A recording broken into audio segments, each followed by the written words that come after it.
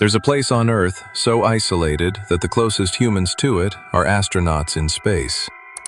It's called Point Nemo, located in the middle of the ocean with no people, no ships, and no life anywhere nearby. But here's what makes it disturbing. This exact spot is used as a dumping ground for dead spacecraft. Hundreds of satellites and even entire space stations have been crashed into this one location, turning it into a massive underwater graveyard. And over the years, scientists have detected strange sounds coming from deep below the surface, sounds that don't match any known marine life or natural activity. No one lives there, no one visits, and almost nothing has explored its depths. So if nothing is supposed to be there, what exactly is making those sounds?